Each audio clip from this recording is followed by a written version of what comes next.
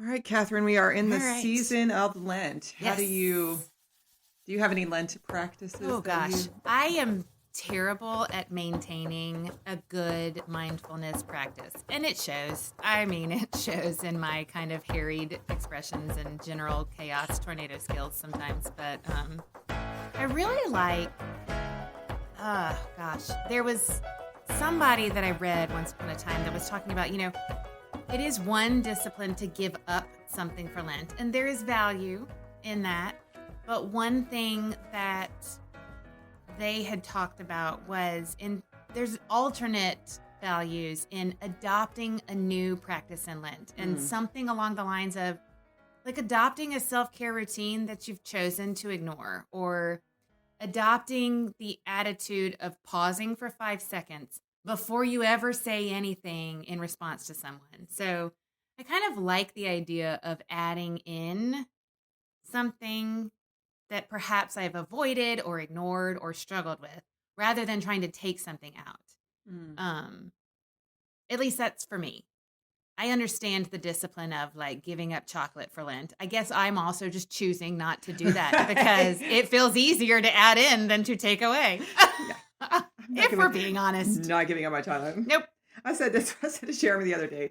It's like, who buys the groceries at this house? Because there is no chocolate. I know. He just looked at me and it was like, well, because I do the grocery shopping. Yep. That's my thing. Because if I he do goes it to grocery myself. shopping, Oh, yeah. it would be like, he always buys all those mini pies. Like, oh, he comes home with 7,000 mini pies. Oh, gosh. Is there any actual food? Yeah, right? Like, comfort, yes. Food, maybe not so much. Yep. I mean, I can't judge because I'm like, I need some chocolate, clearly. Yep. It was so funny. Where I grew up, there was, in North Central West Virginia, there was a very high Italian population. So like, interesting. So like half of our town was Italian, right? Okay. And there was like 2 or 3 really good Italian restaurants, like authentic, like Italian restaurants. Like for years, people were like, when we're getting an Olive Garden, like everybody wanted to get an Olive Garden, and Olive Garden would not move into town because there were so many like real Italian restaurants. Yeah. So anyway, it was very much like a thing. Like you did not do things that Catholics did. Oh. So, and it wasn't like a bias thing. It was just more like a separation thing. So like, well, I'm, like there's the Catholics, and like we're not, and so we so like we didn't do fish fries, didn't do fish on Fridays, any of those things, and so like the idea of doing any kind of Lenten practice was so new to me when I went to seminary. The first year that I thought, let's try this, we decided to give up caffeine. Ooh, which was a terrible decision. Yeah. So we drank root beer because we thought root beer. Right. It says it's caffeine free. Apparently, not all brands are caffeine free. Really? Because oopsie.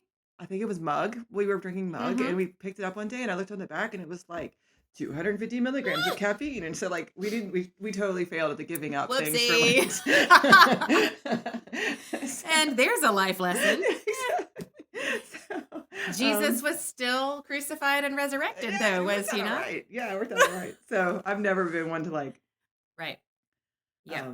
And just everybody has different spiritual disciplines that appeal to them. Yep. And that's never been like the one for me. Right. Yeah. So. And I appreciate folks who use that as a true spiritual discipline. Absolutely. Not as a diet practice. Like, like I think that's where I got turned off was the number of people that I have experienced in growing up that were, giving up chocolate for Lent and I'm going to lose 5 pounds in 40 days. Right. It's like, I'm not sure that's the point. But I saw that somewhere. Somebody wrote a post. The post was, Lent is not you're 75 hard. Right. Like, that's not the point. Not the point. This is not the time to do like a whole 30 or like any, like, don't go keto for Lent. Right. Like the point is not for your own health. Right. It's supposed to be something that causes you to focus on God. And so like, if you're just doing it because. Right. Adopt that on another season. Yeah. That's I mean, it's a great practice if that's something you feel like will work for you. Right. But like, that's not the point of Lent. Not the point of Lent. Like so much else in Christianity, have we co-opted it a little too far past the spiritual practice? We've gone too far. Yep. So we are today looking at chapter 18 I know I just told you 19, but it's 18. That's all right. It's super close by. We're looking at 19 is next week. We're looking at the trial before Pilate, which is an interesting story in the Bible, because Pilate is an interesting character. Mm-hmm. Do you know anything about Pilate, the Pilate of history? I know the Pilate of Jesus Christ Superstar. That's the best Probably one. not the same, but I can sing the whole song in my head because I was in that musical in high school, and I Nice. can sing it with the best of them. I'll But go cross that swimming pool. yes, Yeah, exactly. You are the Christ, oh, the great Jesus Christ. Like, it's going to be in my head all day now. Here we are. But so that is to say, no, I am ill-equipped to have a historical conversation around Pilate. So, Pilate is one of those people who's there's a lot of historical references to Pilate because he really was the governor of Rome. And if anything that Rome did well, it was keep records. So, yeah, well, there we go. But Pilate, Josephus, who was a Palestinian historian, so a lot of our extra biblical references to Jesus we find in Josephus, talks about Pilate as being exceptionally harsh. Of all the Roman governors they'd ever had, Pilate was amongst the most harsh of all of the, like, that was his reputation. Okay. And like he got sent places that were on the brink of turmoil or revolt or whatever because he had a reputation of being able to pacify colonies that were in trouble. Okay. And so with all that set up that you would have known, like the people who originally read this gospel would have known, it's interesting to see how this story presents Pilate. And I think that's an important thing to remember as we engage with Pilate here. So we're going to start in verse 28. Verse 28. The Jewish leaders led Jesus from Caiaphas to the Roman governor's palace. It was early in the morning. So that they could eat Passover, the Jewish leaders wouldn't enter the palace. Entering the palace would have made them ritually impure. So Pilate went out to them and asked, "What charge do you bring against this man?" They answered, "If he had done nothing wrong, we wouldn't have handed him over to you." Pilate responded, "Take him yourselves and judge him according to your law." The Jewish leaders replied, "The law doesn't allow us to kill anyone." This was so that Jesus' word might be fulfilled when he indicated how he was going to die. So what do we notice about this story so far? Nobody is saying anything. Like, nobody is actually saying anything. Yeah, so what charge do you want to brought against this man? Well, if he, whatever. Yeah. Right. If he hadn't been charged, we wouldn't have brought him to you. So, like, wait. Yeah, there is no specific charge very here. Politically sounding. Like, you're saying a lot of words without saying anything. Nobody in this story, what charge do you bring against this man? And they were like, Right. And Pilate's like, "Well, okay, then take him. Take him, you do it. Yeah, you figure it out." Yeah, there's nobody wants to take responsibility here, it feels like. Right. Yeah. Like the Jewish leaders want Pilate to do the bad work. Yep. And Pilate asked a legitimate question. What would you like to have happen? Right. It reminds me of, I was seeing a story the other day of this comedian set up an ICE tip line. Did you see this? No. It's a fake one. Okay. Like, for the purpose of like exposing what's happening. Ridiculousness. Right? And it very clearly on his website at the bottom says this is for parody or whatever. You probably have to scroll down. I'm sure it's not like at the top of the like a banner. Right. But people are calling into this tip line, and one of the stories that I saw was that, and this breaks my heart. One of the tipsters that called in was a kindergarten teacher reporting one of her kindergartners. Wow. And and it was almost slavish devotion to the idea of law and order, right? That led her to this position of feeling like that was her moral obligation. Yes. And that this story, this part of it reminds me of that situation, and the idea that like the Jewish leaders are coming from a place where they feel like this is their moral obligation. Right. Because Jesus is speaking against the tenets of their religion, is challenging the tenets of their religion, and he's making it unsafe for them to continue to be in compliance with the Roman authorities who are the ones with the swords. Interesting. And Yeah. so, but they're still incredibly observant of the details of the law. Right. So several of us spent the last weekend at a young adult retreat. I was a leader. I was not a young adult because I don't fit that category anymore. But it was a manna retreat, and it connects because the theme was prophetic voices, and one of the leaders there had a lot of biblical training in prophets and learning about prophets. And one of the things that we learned that I hadn't known before was that there were institutional prophets, that there were people who were paid to be prophets during this time. And quite often, what you see in kind of scriptures, he had used Amos as an example, is the prophets that were truly speaking the truth of God were in direct contrast to these institutional prophets that were a product of the state. And you didn't have this church and state separation. Yeah. And I wonder, like, it makes me think here about, like, all of these leaders are such a product of their environment that they cannot see outside of the law and order. It's that, how do we get in the space where we are so indoctrinated in the time that we occupy? We're so indoctrinated into a certain mode of thinking that we can't see the flaws within that, like. Oh yeah, interesting. Yeah. I do want to say, like, Isaiah was a temple prophet. Right. So that's true. That interpretation of prophets is true, but it's a later version. Gotcha. Earlier prophets, like Isaiah, like Jeremiah, are from a position within the government. Okay. Oh, well, that's okay. Yeah, see, we didn't get that far in this conversation. But they weren't very popular. Right. Right. Like, that did not continue to exist. Like, Isaiah and Jeremiah were unique. But as you get into the later prophets after that, Ezekiel is probably the first one who is like very actively speaking against the power, against the structure. Isaiah is speaking against the structure from within the institution. Yep. I mean, the first chapter of Isaiah is God hates your worship. God hates what you're doing here. There right. You go. So, but he is an institutional prophet from within. Institutional figure. Yes. Okay. He has the official, it's sort of like the Senate chaplain. Right. Or somebody like that who would speak against from within. Right. So there's roles for prophets in both situations. There are people who need to work within the system. Right. Because that's how you change the system. I was just about to say, well, that makes a really good point of setting up. I don't know. It's all so fascinating to me how much we can feel disconnected from the biblical teachings, but the systems and the organizations and the way people function within them are so the same as we do now. Yeah. And so are we learning from that? Like, I don't know.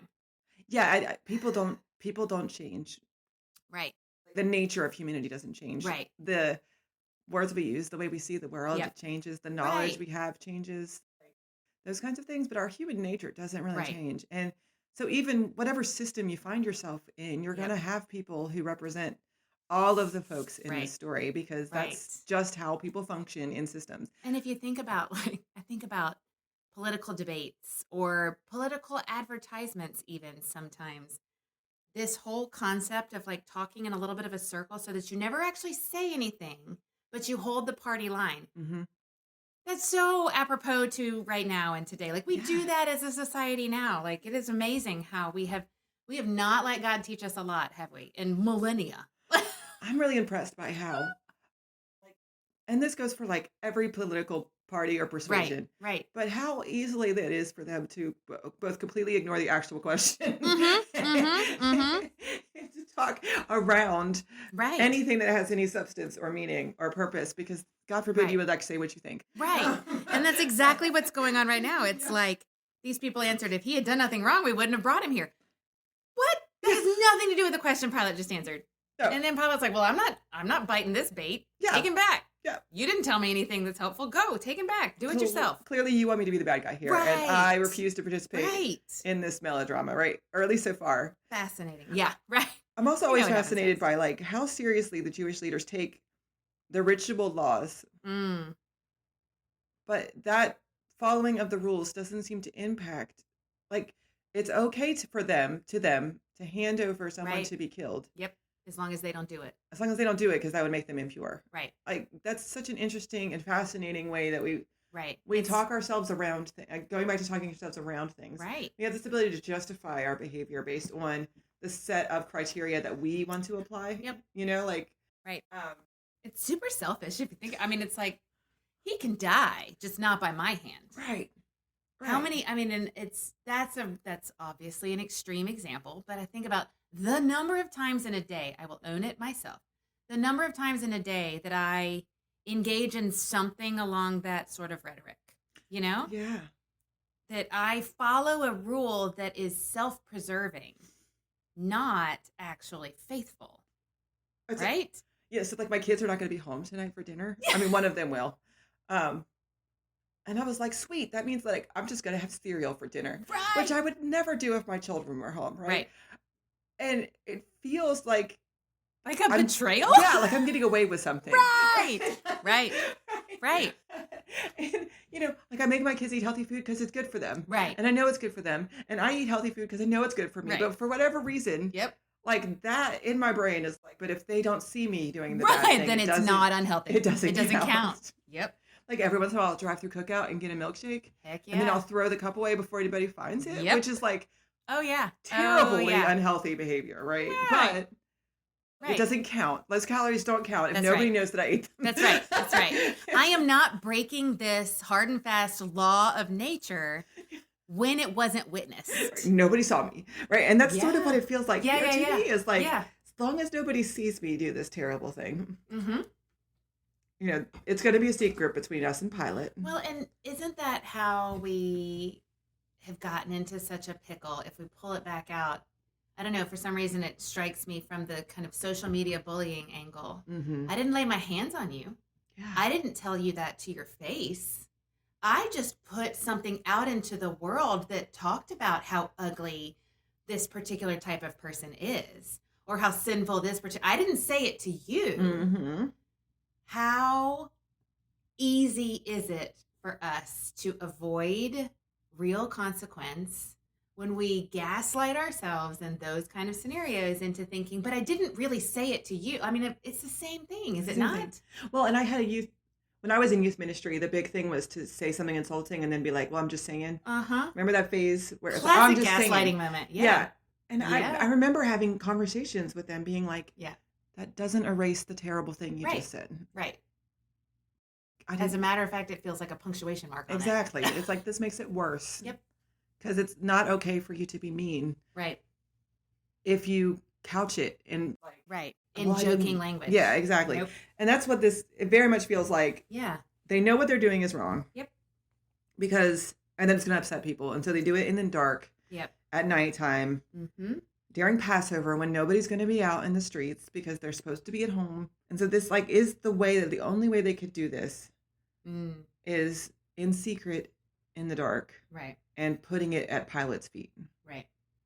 It's kind of like the kindergarten teacher probably feels like she's keeping her hands clean because what she's doing feels like following the letter of the law, but she will not endure the consequence of removing that child from a home that they know and feel safe in and removing the safeties of life and having to see what that looks like.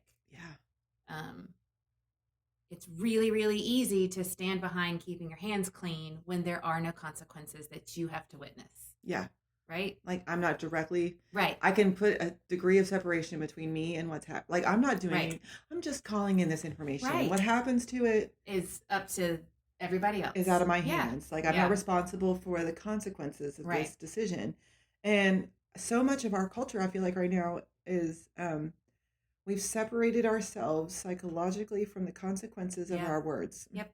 Like social media gives you permission to be ugly because you don't see how the other person sees it or hears it because they're not in the room with you. They're somewhere else. In fact, they're not even real people. Right.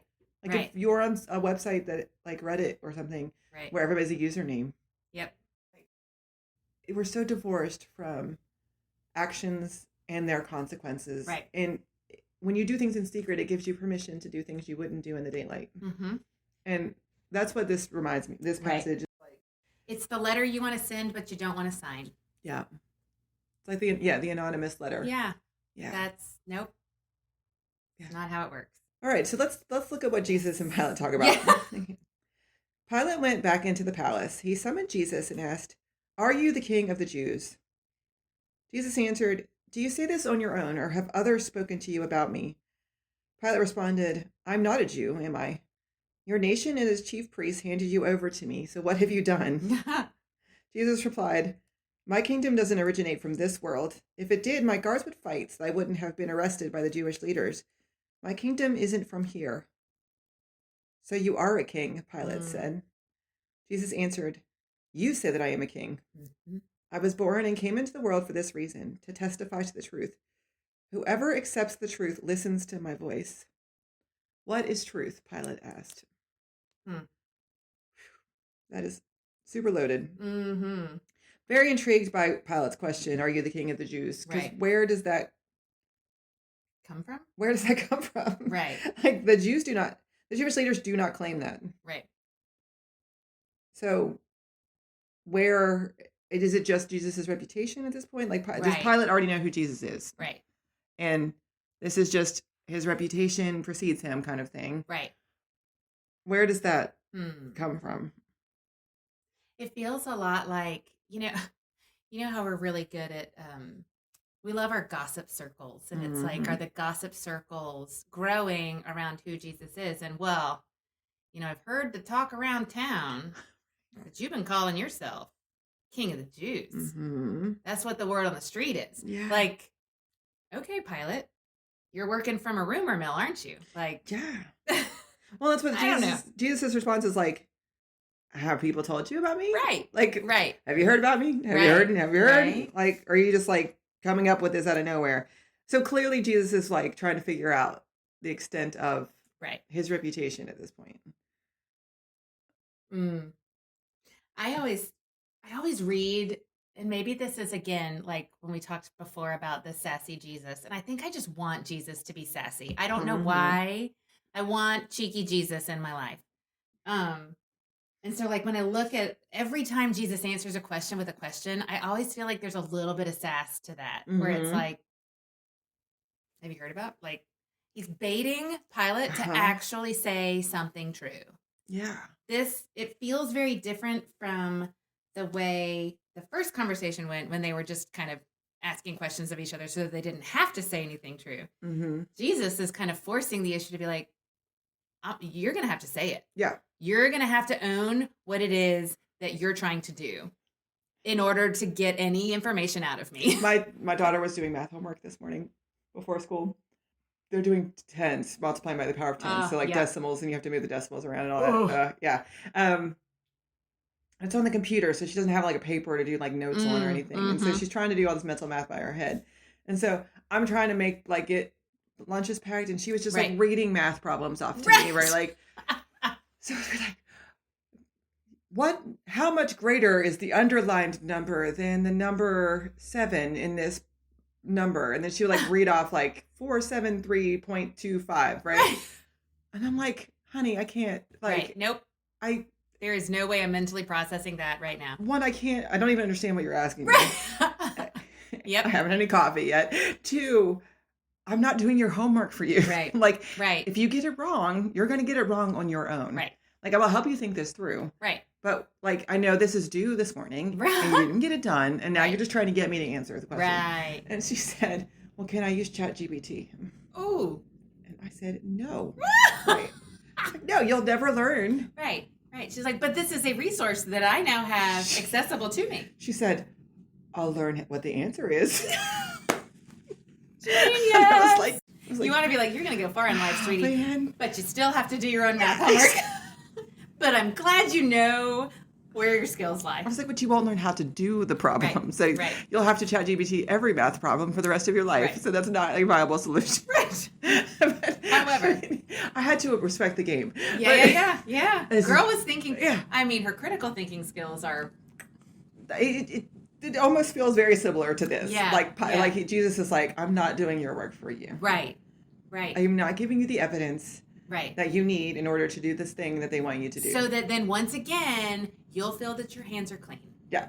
Like, I am not going to let everybody feel clean hands about the ruinous work that you're trying to do. Yeah. Right? I mean, it has to be done. This has to be done for salvation to be fulfilled, right? This is done so that Jesus' word might be fulfilled, right? This process has to happen, but Jesus is not going to make it easy for them. Right. Jesus is not going to be like, here's the ammunition that you need in order to like feel good about this. Because then all of a sudden it becomes about like I for some reason, as an adult, I appreciate recognizing the empire, put that in quotation marks, but the empire's responsibility within this crucifixion process, that it was a system that put Jesus to death. Mm-hmm. It was a mindset that put Jesus to death. It had to happen to fulfill that, but both of those things need to be true, right? In order for, I think, I don't know, maybe I'm thinking of it wrong, but in order for us to recognize what God is calling us to do, we need to understand how the systems were in play to even make this crucifixion happen. Yeah, well, right? I think too, I don't know. It talks about the dangerous marriage of fear and the power of the state. Like the fear of the people and the power of the state being married is very dangerous. And I think that's what we're seeing here is the Jewish leaders are afraid of the consequence of what's going to happen if people start listening to what Jesus is telling them. Right. Because this is not the first time this has happened. Like, the Jewish tradition of Hanukkah comes out of a revolt. Right. A rebellion that the Maccabees had where they did very similar things. They were trying to overthrow Rome's power on the thing. So it wasn't like they didn't have historical memory of this happening. And so it's the combination of the fear of the people of that thing happening again with the power of the state who has the only license to do violence. Yeah, right. They're the only people who can do violence and not get punished for it, right? And so I think what we see in the story is the marriage of those two things. Like any one of the other can sort of function on its own. Fear is a normal human response. Right. But when you start putting the capacity to be able to commit violence with that is when things start getting... Right. When you justify your violence, when you justify loss of life. Yeah. So I respect that Jesus is not giving Pilate the answer he's looking for. Right. Because that would have said to Pilate, it's cool. Yeah. Yeah. Here, I'm making this easy. Like, you're going to have to say the words. Right. You're the one who's going to have to make this decision. Because regardless of whether or not, like, I think maybe it's that, I don't know, maybe I'm trying to go down some weird rabbit hole, but in addition to the reality that this had to happen for the salvation of humanity, there is another piece to me that speaks to the absolute necessity of the recognition of the brokenness of humanity at the same time. This was not a free gift of God that had no responsibility attachment strings, right? Yeah. That this was a free gift from God that also, I think, was intended for us to recognize and not repeat these cycles of fear and violence. Otherwise, when the world was the point. Right. Maybe? Yeah, I don't know. I mean, I've always had an issue with God, with the idea that God felt this was the only... So there's this theological concept called substitutionary atonement. Yes. And which is the idea that there had to be a physical sacrifice. Right. There had to... it had to mimic the sacrifice of an animal that would have happened in the temple. And this is probably the predominant theory of the reason why Jesus was crucified in American theology. Right. Was this idea that there had to be a blood sacrifice. Right. It's it's behind the songs of, nothing but the blood of Jesus. Right. And those old, they're great songs. Right. But I've always struggled with the theology of that because I struggle with the idea of a God who is that vengeful. Right. that somebody has to literally die. Right. But then I don't know what the other alternatives are. Like, there's no other satisfying alternative. But I think that's a good point to speak to, especially for people who are done with religion, or people who say, how do you worship a God who? And it's like, I don't have an answer for you there. Yeah. Like, I struggle with that as well. And I guess I fall back on but I also continue to see God in so many other ways. Yeah. That I don't end with the how could you, God? Yeah. But I never stop on occasion. There is always a how could you, God? Yeah. But I also think that's because of my limited human ability to comprehend. Maybe. I think it's okay to say, like, I don't like this. Yes. Right. And say, but I don't know how else to I don't know how else to understand this, because the language is pretty. This had to be done so Jesus' word might be fulfilled. Right. There's no. The inevitability of this circumstance that had to be done in order for Jesus's word, because, I talked about, in order for a prophet to be considered a true prophet, their words have to be fulfilled. Like, they have to come true. This has to, the events will bear out, right? Right. So this has to happen. This whole circumstance has to happen in order for Jesus' own words to be fulfilled, because he said this throughout the Gospels and through the Synoptic Gospels. Jesus is saying all the time, like, the Son of Man has to be lifted up into, Isaiah says this. It comes throughout the whole Old Testament.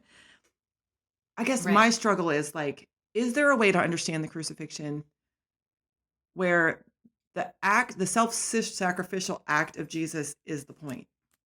It's not the violence of the death that's the point. It's the point is witnessing how Jesus meets these circumstances, how Jesus walks through these circumstances as a way of breaking the cycle of violence. And for me, that makes the crucifixion set a little easier in my soul, because it's not that God demanded it. It was that God chose it in order to bear witness to. Sometimes this is what's asked of us. I think that's a really important point. The choosing over the demanding, because we look at it becomes really easy to separate God from Jesus and forget that whole concept of fully human, fully God, and say, well, here's puppeteer God who's pulling the strings on this Jesus, and how dare you? Yeah. But in fact, it is God walking in this space to say, this is the only way I can. And I guess it's so easy, and I do it all the time. We attach our very human, frail emotions to God because we don't have any other way of understanding God. But every time we do that, we limit it, and all of a sudden, like, it's really easy to make God a bad guy and a jerk, because these behaviors, if done in a human form, feel like bad guy jerk behaviors, like just giving somebody up to, I don't know. I'm off on a bit of a tangent, but no, I think that's fair. I think it's, for me, what informs my thinking about this is that John begins his book with that beautiful chapter about, in the beginning was the Word, and the Word was God, and the Word was with God, and Jesus chose to become incarnate, knowing this was the outcome. If we believe in a God who is outside of time and knows the beginning and the end of all these stories, right? When Jesus came to earth as a baby, he did it knowing that this was the outcome that was going to happen, and chose to do it anyway. And what a great act of love. And so in the end, for me, it's sort of like, this sacrifice is not about the blood, it's about the love. Not to overly rhyme. But yeah. We get caught on the violent side of it as the, But we get caught on the violent side as the violence being the solution. Yeah. Rather than the caught on the violence of the system being the violent entity. Yeah. It's human sin that leads to the violence. It's human actions that lead to the violence. It's human inability to take ownership and responsibility for their role in this system that leads to the violence. But Jesus's act is defiant through he's defiant through this whole chapter. I'm doing this because I'm going to lay down my life for you. That is my purpose here. And you can do whatever you want. and you can commit all the violence you want. You can stomp your feet on the ground and Right. have a tantrum Right. and do all these things, but that doesn't overcome my purpose. Yep. And I think that's just a challenge for me in life is to be like I am not responsible for how other people react Right. to my genuine desire to try to follow Right. God as close as I can. Right. If my choices, if my attempts to be faithful bother you, Right. that's not my problem. Right. Right. Right. I kind of appreciate how Jesus says that here. It's almost like an unwavering, it's Yeah. like the best parenting strategy ever, almost. It's the unmovable force of Mhm. love that is supposed to be what we embody as parents is your dissatisfaction in me around something that I said no to is not going to change the fact that I love you so much that I'm saying no because it keeps you safe. Yep. I'm saying no because my wisdom and my age allow me to know something you don't know yet. Yeah. I get that feeling from this. It's very much feels like my kingdom is not of this world, man. Right? You can play your human games all you want Right. to, but in the end it doesn't affect me. Right. Like I told my daughter that the other day. I was like, Yeah. if you need to use me as an excuse with your friends to Right. not do something, Yep.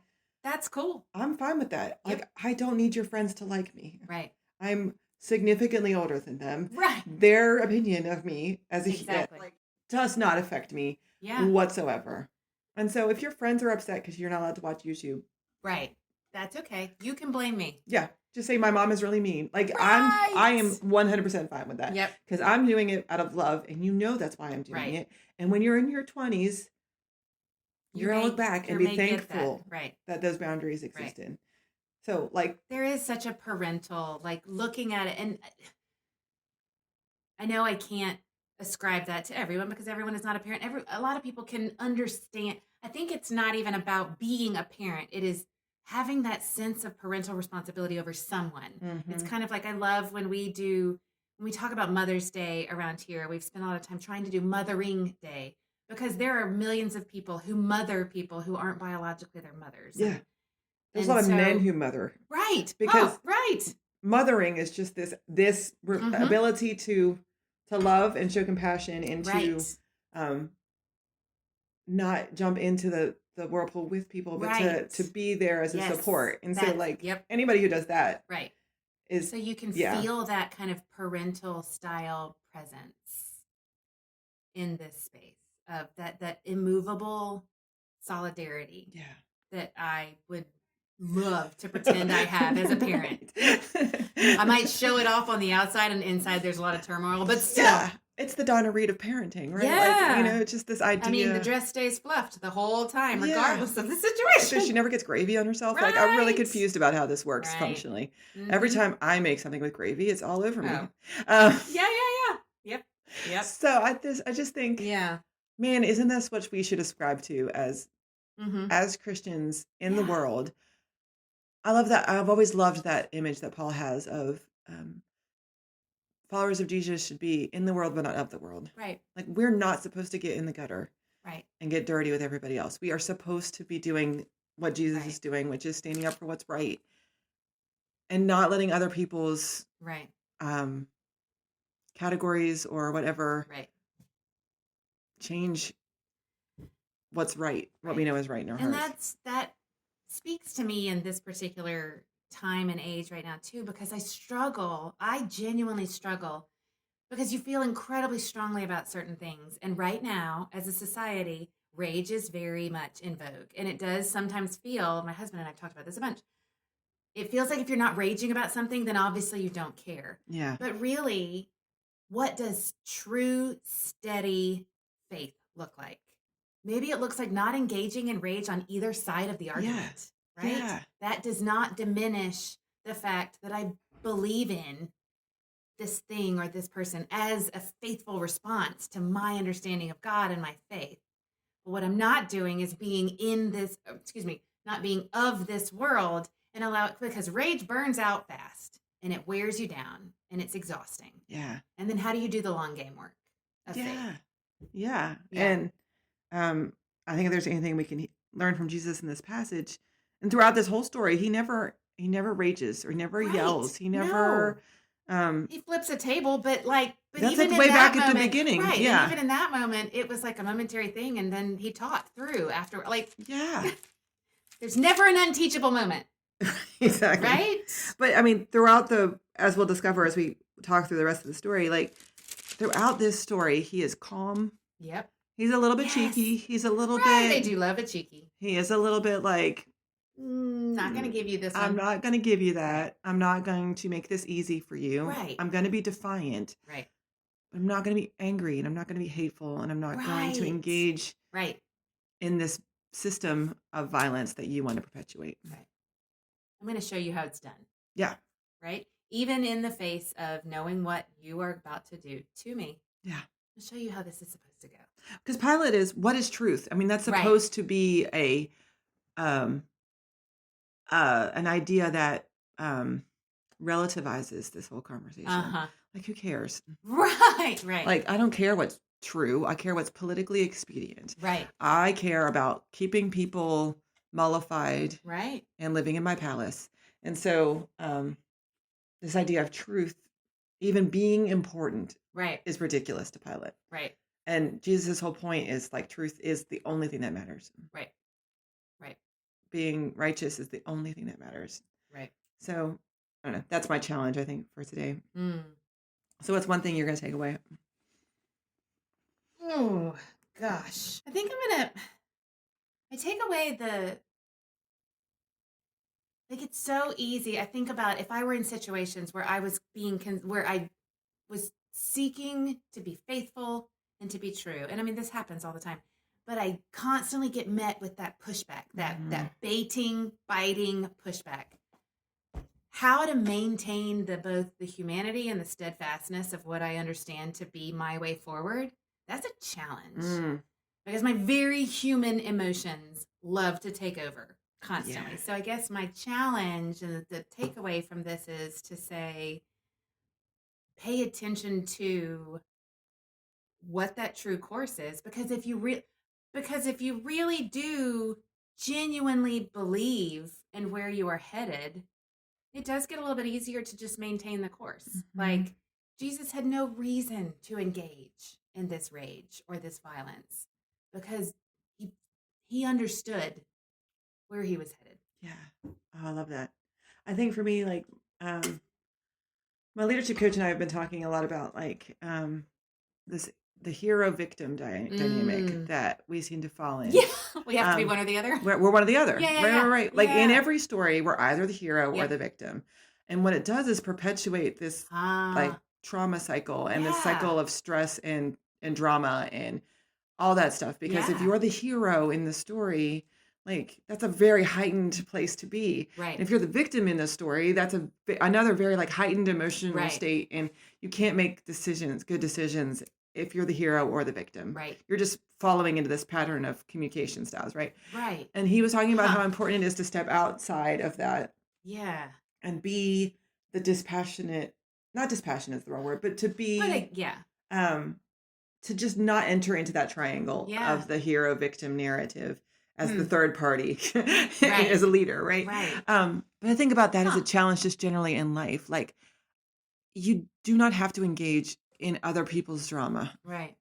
Just because other people are stirring up all this drama and angst and stress and excitability about things does not mean that's where your attention and focus needs to be. Like you do not have to engage in their, you do not have to get down in the dirt and start wrestling around with them. Right. That doesn't get anybody anywhere. Your job in that situation is to stand outside and like, be like, hey, let's maybe chill out. And it's hard because good, bad, or indifferent, it's either good validation or bad validation, but you're getting validation when you play one of those roles rather than internally recognizing what the right thing or the next course or the validation is, or realizing that the validation is not the thing that you're seeking.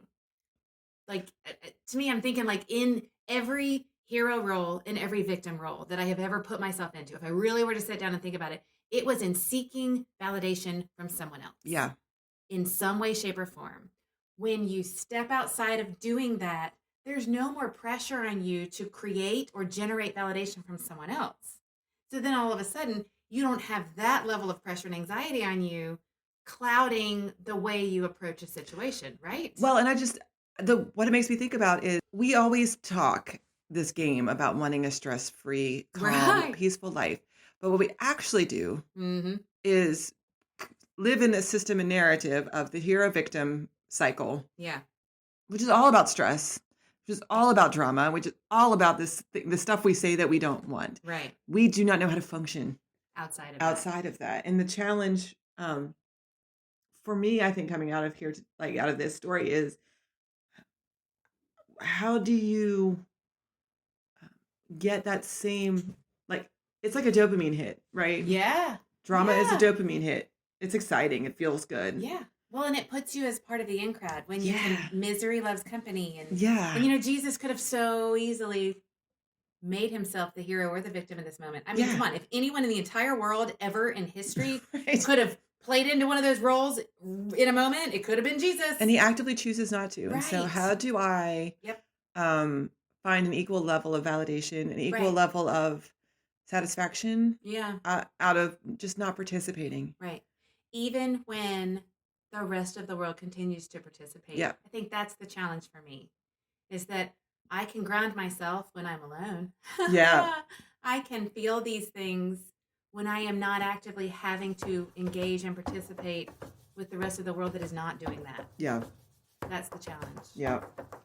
Well, next week we're going to talk about Jesus being whipped and mocked. Ah, awesome. Yeah.